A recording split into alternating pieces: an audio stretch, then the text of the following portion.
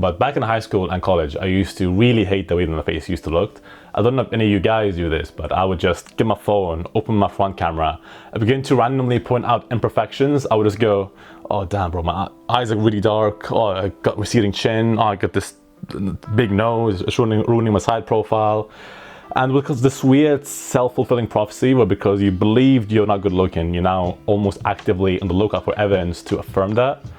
And I would rarely smile. I would almost never get my picture taken. The only time that I would, it'd be like if you're out with your family on like days out and your mom would go like, come on guys, get a picture. And you wouldn't even really smile. Like she'd force you to smile, but you're just gonna do one of these.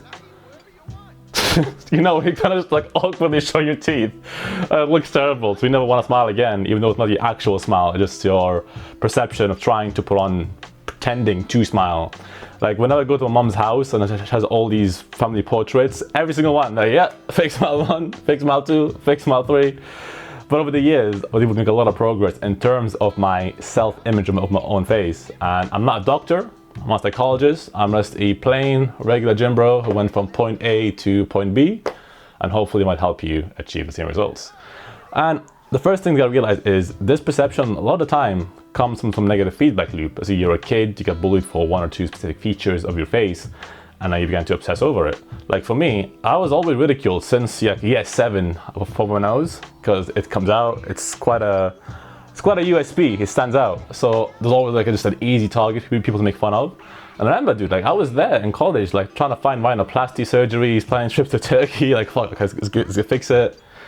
And I was gonna afford this, like 10 grand, like something stupid like that, because you gotta look at arteries and open that up, and the ROI was not there at all, right? And it was that, and plus even my previous friendship group used to always make fun of it, and I would now begin to make jokes about it myself, just so I can fit in, which again creates this terrible feedback loop of people making fun of that feature, then you making fun of the feature yourself, therefore you have less respect for yourself, and over time you just make it worse and worse and worse. And also the fact that your phone makes you look ugly. Like if I grab my phone right here and open up my camera, like this is the first thing I would see. Like my chin is like quite receding. If I bring it this way, it doesn't look as clear as it would on camera. And we gotta realize with lenses as well, is if I'm grabbing my phone really close to me and I zoom out like this, it looks terrible, right? Looks terrible, looks super narrow. But if the phone or camera, the source of image capture is far away and it's zoomed in, it looks much better. And that's what your face actually looks like. You're always seeing a less attractive version of your face because of your phone, rather than what you actually look like, because the human eye is the closest to a 50 and 70 millimeter lens, which is kind of a professional camera lens, in comparison to your phone, which again would never capture it in that great detail. So you have your phone always making you look ugly because of the weird angles when you open it up, or just the way the camera is built. So that coupled with a negative feedback loop, and yeah, you kind of see why you believe that, even though it's probably not true. Because a lot of studies show that 90% of people feel like they're ugly, feel like they look below average, which is stupid. It's a fallacy. Like how can 90% of people be less than average? I think for guys as well, it's just so easy to blame like, oh, I'm not getting girls because I'm ugly. It's so easy to use that excuse, even though it's probably like a lack of confidence, lack of charisma, lack of charm, finances. There's something else missing that you can do. Like, no, I'm ugly. That's it. That's gotta be it. It's just a loser mindset, right? It's just such an easy trap to fall into. And if you want practical steps that you can implement now to improve your self-image, the first one would be to, as you can probably guess, delete and stop using social media. Everyone knows it's terrible for you. Everyone understands that it's not good for your health, but I don't think people comprehend the effect it has on you. You see, when you're scrolling 10 minutes, right? Just 10 minutes of scrolling on Instagram Reels or posts or whatever, you're seeing like what? 1,000 faces plus? Like probably are, like you scroll, double tap, scroll. And compare that to your parents or grandparents before the age of social media.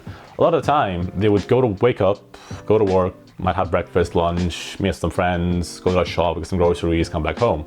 Throughout the whole day, they saw like what, 200-300 faces that they either noticed or interacted with. Compare that to you scrolling for 10 minutes, seeing that many faces, like 1,000 plus, all of which are living their best lives, because either they're post-pump or showing the highlights of their day, stuff like that. And naturally, you're gonna begin to feel terrible because your primal brain isn't built to compare yourself to that many people. It's just not. So naturally, you begin to feel a bit terrible. And I think with social media, you should only use it if you're trying to make money out of it. With your online coach, social media manager, building a personal brand, stuff like that. Otherwise, I don't see the benefit. There's literally zero ROI outside those cases. And even then, I'm an online coach. And what I do, I would get my phone, download Instagram and TikTok, upload the post or story, whatever it is I want to upload, and delete it immediately. And even then, I get hooked, bro. Like, I would go on Instagram to upload one thing. Oh, the notification. Oh, what's this? Oh, is it real? Okay, and so then I start scrolling, and I'm there for 10 minutes and thinking, fuck, they got me. And the reason being is you gotta realize the way this algorithm is built, like they have the finest psychologists of our generation, the finest tech developers, like the best of the best in the whole world. In Silicon Valley, we're taking all these drugs to have their brains working into hyperdrive, so they can come up with the best way to addict you is. Like even just something as simple as the color of the logo of Instagram, they split tested every single shade of red or pink or whatever the color is right now, and they realized, okay, this combination of these shades are the most likely to make people click on the color so they can click on our app and they can hook you, blah, blah, blah. And it's the thing, once you realize that, you realize, okay, I can't compete with that. I can't be disciplined enough not to use that. It's way too much of an uphill battle. So it makes sense to just not use it.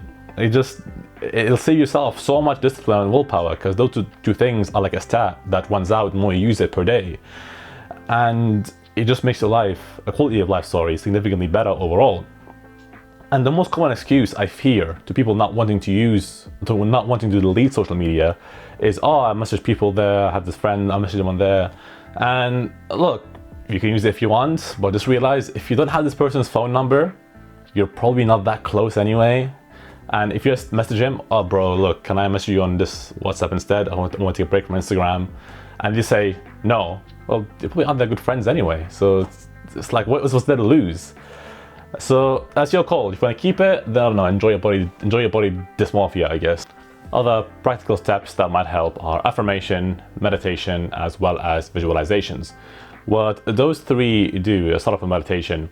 Meditation, it makes you calmer. It decreases action at your amygdala, the anxious, the overthinking part of your brain, and increases activation in your prefrontal cortex, the more calmer, logical thinking part of your brain, the part you actually want to use in day-to-day life. Because the amygdala is overdeveloped because during ancient civilizations, humans are actually that evolved from those times. And it just simply, back then, if people didn't like you, you died. Like, that's it, literally. Because you were exiled and you have to live with the wolves and they're gonna eat you. But nowadays, that's not the case. So you have this thing that is so overactive for no reason, even though the conditions of our lives have drastically changed since those days. And by meditation, you're just able to have your brain to be more suited for this modern generation that you live in. Plus, it helps you separate yourself from your subconscious. So you never have those random sort of thoughts that come back in your head, like, oh bro, we can't ugly, oh damn, am I good enough? It helps you separate yourself from that, and you almost begin to look at it with a bit of curiosity, like, wait, why did I think that? I didn't choose to think that. My subconscious randomly chose to generate it. And then you can use that as fodder for journaling if you want to go all the way out. And it gives you more calmer as well. And almost also what it does is it puts a logical thinking barrier between you and your thoughts and your decisions, so you're able to operate with less emotion in your day-to-day life. And affirmation, it's where you stand in the mirror and sort of just say affirmation, like, yeah, like, I'm good looking, you know, I'm not ugly. And it feels so awkward. It feels super, super stiff when you do it at the beginning. Honestly, like, you're almost cringing a little bit. And I realized the reason why we cringe is because if you just go to the mirror and say, I'm a human, I have brown skin, let's say it's facts, you don't feel awkward because they're facts, right? You believe that. But if you say something that you not believe is true, you can be like, alright, bro, really? Oh, I'm good looking, huh?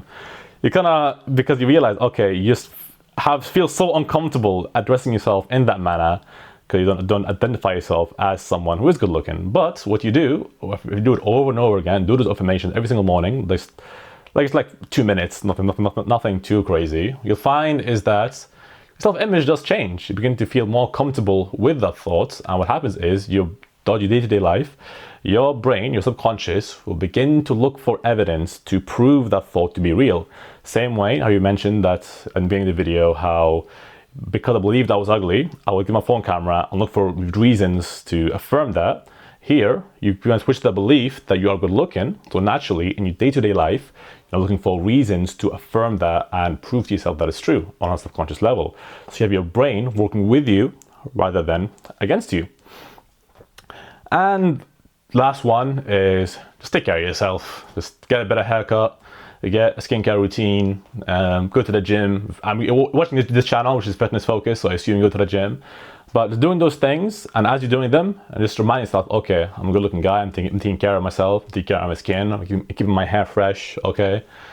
And over time, if you do this stuff consecutively, if you meditate, affirm, take action, and do that for a week, 2 weeks, month, 2 months, not only will you actually look better, you will move with more confidence. The more confident you are, the better you look, because your body language actually plays a big role in your attractiveness. And you'll also feel better on a personal level. Anyways, today we're going to the gym. I've been losing sight, holding on to memories. Some things never change. It's hard enough for me to breathe. Now make one big pull. And I keep a picture of us in the pocket of my ribcage. I keep telling myself I can close my eyes and see it next to me. Oh, how you broke me. I knew that you were trouble from the first year. Oh, how you broke me. That's it, Should've known better, you were bad for me, bad for me. Lean back with it.